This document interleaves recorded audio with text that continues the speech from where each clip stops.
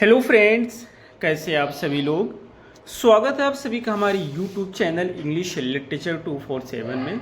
This is Hanif and today I am going to discuss some very important questions based on a very famous poem that is on first looking into Chapman's Homer by John Keats. तो आज के questions हमारे इसी pome पर based होंगे। If you are preparing for DSSB TGT then this video is going to be fruitful for you. या आप किसी भी एग्ज़ाम की तैयारी कर रहे हैं जिसके सिलेबस में इस पोम को इंक्लूड किया गया है, तो फिर ये वीडियो आपके लिए यूज़फुल होने वाली है। इससे पहले हमने कई सारी वीडियोस को डिस्कस किया है। यदि आपने उन वीडियोस को नहीं देखी है तो आप प्ले लिस्ट में जाकर वहाँ से वॉच कर सकते हैं। और यदि आप हमारे टेलीग्राम चैनल को ज्वाइन करना चाहें तो उसकी लिंक आपको इस वीडियो की डिस्क्रिप्शन बॉक्स में मिल जाएगी। वहाँ से आप हमारे टेलीग्राम चैनल को ज्वाइन कर सकते हैं। किसी भी एग्ज़ाम की कंप्लीट नोट्स के लिए आप मुझे व्हाट्सअप कर सकते हैं। नंबर आपको इस वीडियो के डिस्क्रिप्शन बॉक्स में मिल जाएगा। शुरू करते हैं अपने आज की इस वीडियो को। तो पोम का नाम है on first looking into Chapman's Homer, जो कि एक सोनेट है, लिखा गया है जॉन कीट्स के द्वारा। एक बार क्या होता है कि जॉन कीट्स एक एपिक को पढ़ रहे होते हैं। ये जो एपिक होता है ये होमर का होता है, जिसको ग्रीक में लिखा गया था और इसे ट्रांसलेट किया गया था चैपमैन के द्वारा। चैपमैन का फुल नाम होता है जॉर्ज चैपमैन, जो कि एक एलिजाबेथन पोएट होते हैं, ड्रामेटिस्ट होते हैं। तो उन्हीं के द्वारा ये ट्रांसलेट किया गया था। इसको पढ़कर के बहुत ज़्यादा अच्छा महसूस करते हैं जॉन कीट्स, या ऐसा महसूस करते हैं जैसे कि इन्होंने कोई एक एस्ट्रोनॉमर होता है, जब वो कोई न्यू प्लेनेट को डिस्कवर कर लेता है तो जितना खुश होता है उतना ही खुश होते हैं। या कोई एक्सप्लोरर होता है, कोई नई चीज़ को एक्सप्लोर करता है तो जिस तरह से खुश होता है ऐसे बहुत ज़्यादा खुश होते हैं होमर के इंटेलेक्चुअल ब्यूटी को, उसके विजडम को देख करके। तो शुरू करते हैं अपने आज के MCQs को। हमारा फर्स्ट क्वेश्चन है, who wrote the sonnet on first looking into Chapman's Homer. इस सोनेट को किसने लिखा था? तो फर्स्ट का हमारा सही आंसर होता है बी, यानी कि जॉन कीट्स ने लिखा था। Next question is second, in which year was the sonnet on first looking into Chapman's Homer written. इसको किस साल में लिखा गया था आपको बताना है। तो सेकंड का हमारा सही आंसर है फर्स्ट, 1816 में इसे लिखा गया था। Next question is third, which playwright's translation of Homer inspired Keats to write this sonnet. ये कहना चाहते हैं कौन सा प्ले राइट होता है। प्ले राइट की मीनिंग होती है जो प्ले लिखते हैं, ड्रामेटिस्ट होते हैं।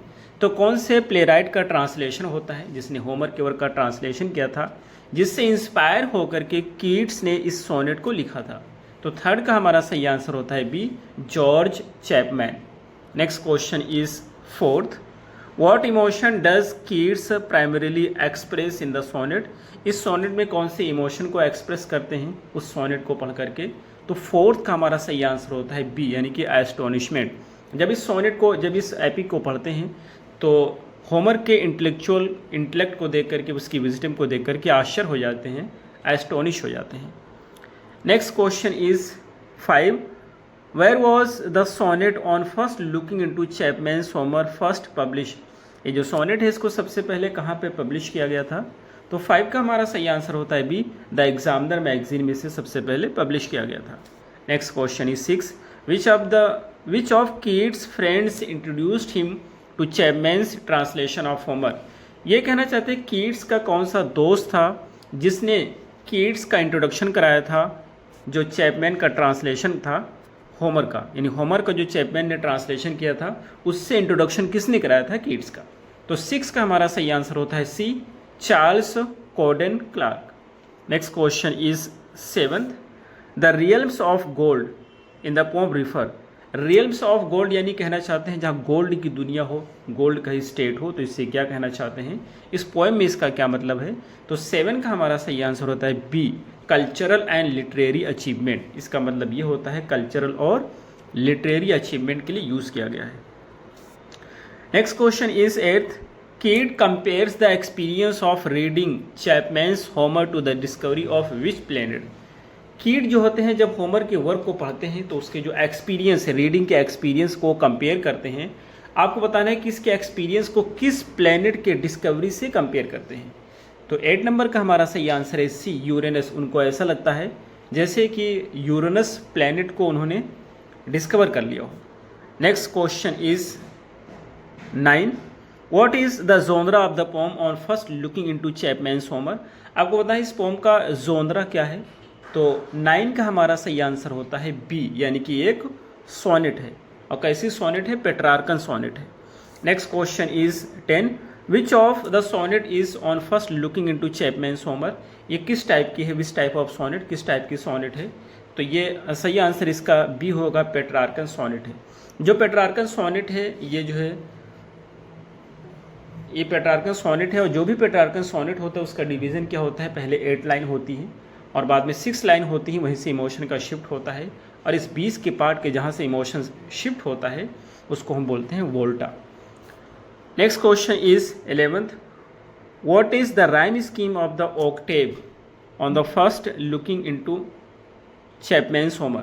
तो जो 8 लाइन होती है उसको हम ऑक्टेव बोलते हैं, 6 लाइन को सेस्टेट बोलते हैं। ये भी एग्जाम में पूछा गया है कि ऑक्टेव क्या होता है, सेस्टेट क्या होता है, कपलेट क्या होता है, तो ये सारी चीज़ें भी पूछी गई हैं। तो ऑक्टेव 8 लाइन को बोलते हैं, 8 लाइन का राइम स्कीम क्या है आपको बताना है। तो 11 का हमारा सही आंसर हो जाएगा B, A B B A, A B B A. Next question is 12, what is the rhyme scheme of the sestet in the first looking into Chapman's Homer. आपको सेस्टेट के राइम स्कीम क्या बताना है। तो 12 का हमारा सही आंसर हो जाएगा बी, यानी कि C D C D C D. Next question is 13, what is the main theme of on first looking into Chapman's Homer.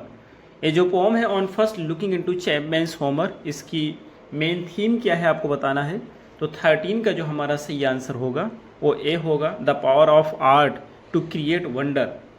इसमें दिखाया गया है कि आर्ट के पावर को दिखाया गया किस तरह से वंडर क्रिएट करता है। Next question is 14, which literary device does Keats predominantly use in the poem to describe his discovery of Chapman's translation.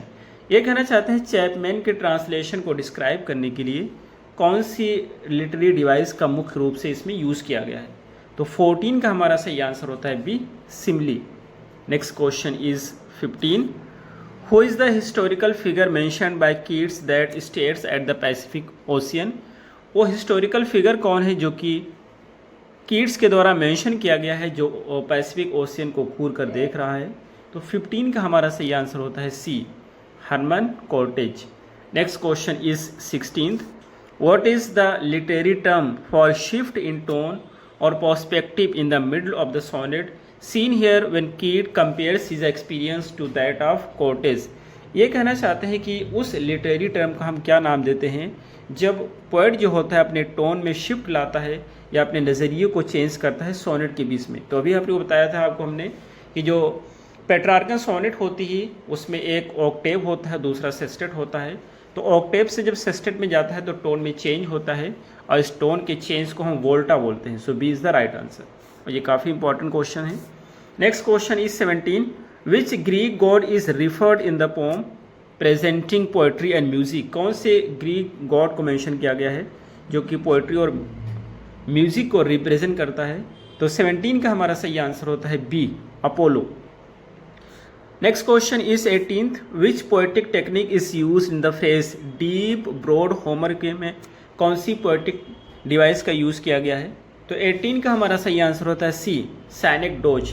साइनेक्डोज क्या होता है, जब भी हम किसी चीज़ को डिस्क्राइब कर रहे होते हैं तो उसका होल का ना प्रयोग करके उसके कुछ पार्ट का हम यूज़ करते हैं, उसी को बोलते हैं साइनेक्डोज।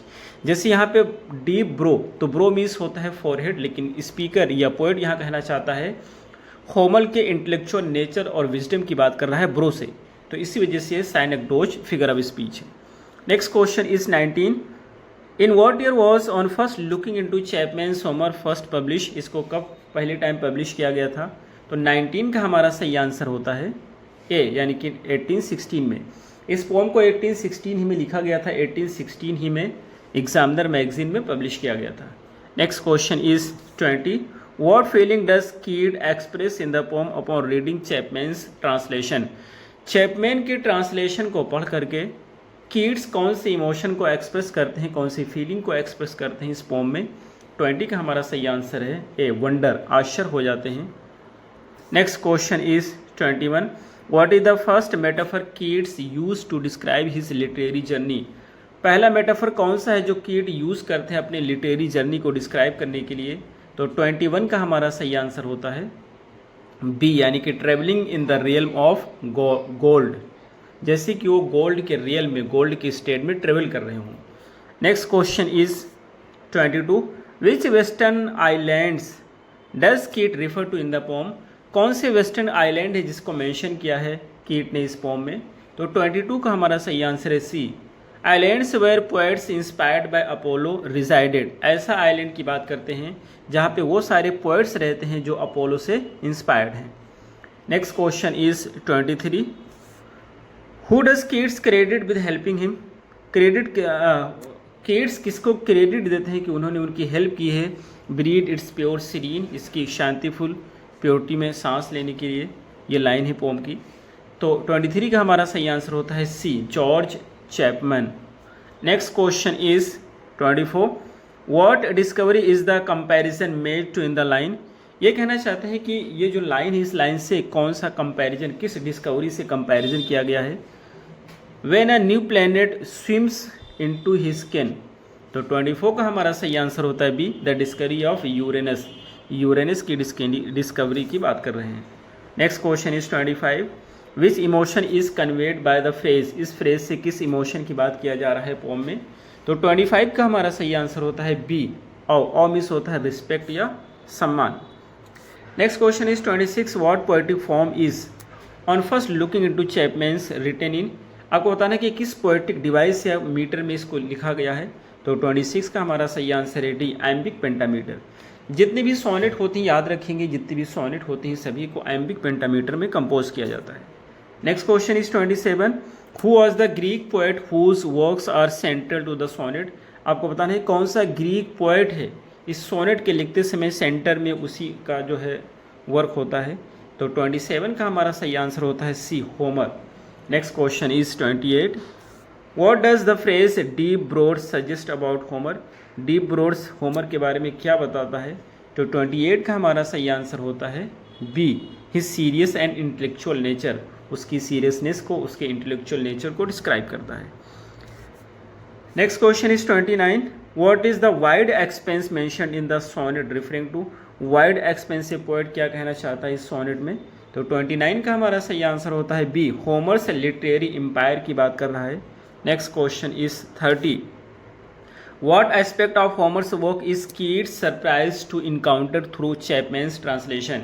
ये कहना चाहते हैं कि होमर के वर्क के कौन से एस्पेक्ट से इंस्पायर होकर के चैपमैन के ट्रांसलेशन से, what aspect of Homer's work is कीट सरप्राइज टू? ये कहना चाहते हैं होमर के वर्क का कौन सा एस्पेक्ट है जिससे मिलकर के सरप्राइज हो गए थे जॉन कीट्स, जो कि चैपमैन्स का ट्रांसलेशन था।